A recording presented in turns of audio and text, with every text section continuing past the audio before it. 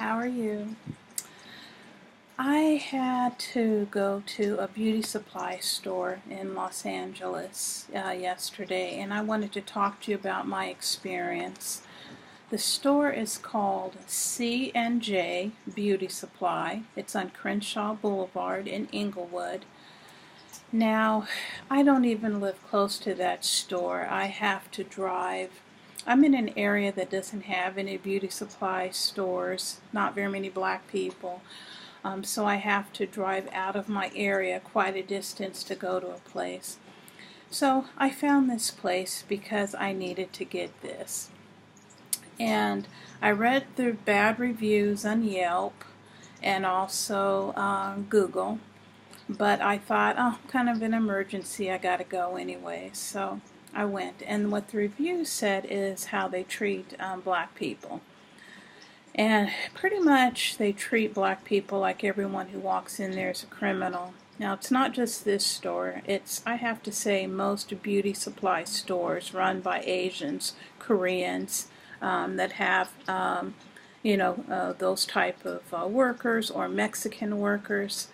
It is frustrating as a black person who's law-abiding, like most of us are, to be treated like a criminal instead of a customer when you walk into a store to spend your hard-earned money. I walked into this store, and it wasn't blatant, but it pissed me off. I asked where the wigs were. I had actually a baby with me because I'm a foster mother. And I had the baby strapped to my chest. I decided I wasn't going to push in the stroller because then I thought for sure they'd have 5 people following me wondering if I'm going to put something in the stroller. So I had her strapped to my chest.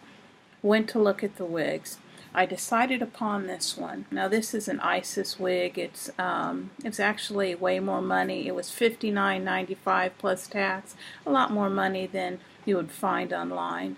And I'll give a review about this later. But in any instance, okay, so the guy goes back and I'm asking him questions. Do you have this in this color, this in that color?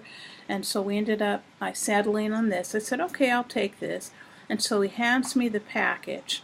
And I'm just holding it like this. I'm not even holding it near my body or anything. And I start walking towards the register. He yells out to the person at the register, $59.95, $59.95. And she says, okay, $59.95. That's how much I paid for the wig. But you know what that was code for. Code. There's a black woman holding one of our wigs. Make sure she pays for it and doesn't steal it. You know what? That really pissed me off, and it got me more angry after I left the store, realizing what had just happened. Now, there are blatant acts of racism, but what's so doggone frustrating is that these people come into our communities selling us hair goods. We're making them money hand over fist. And they have the nerve to treat us like criminals. That's why so many Korean stores got burned to the ground right after the Rodney King verdict, the LA riots, because people were just pissed off. And I could actually see it happening again if there was another trigger. It's, when will they learn that we are people, we are their customers, we are their bread and butter? Why in the hell are they treating us like criminals? It really made me angry. I bent over backwards to make sure that they knew that I was a decent person by not bringing in the stroller, by asking for assistance, by holding the package out.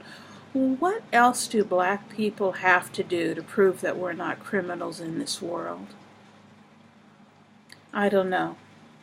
Just so frustrating.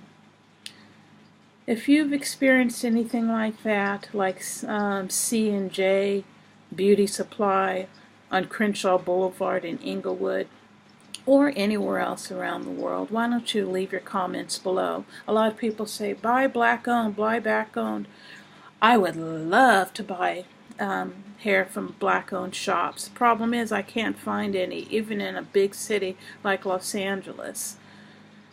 So if you know of any black-owned beauty supply stores in Los Angeles, let me know, and I will patronize them for sure. But you know, they're facing an uphill battle as well, because the Koreans own all the hair chains, and you know what? They refuse to sell it to black-owned businesses. That's right. So that's why it's so hard for somebody to have a black-owned hair supply business, because these people have it so locked tight, and they refuse to let black people, who are their main customers, in on the business. Okay, so that's my little rant for today. Let me know what you think about it. Okay, take care.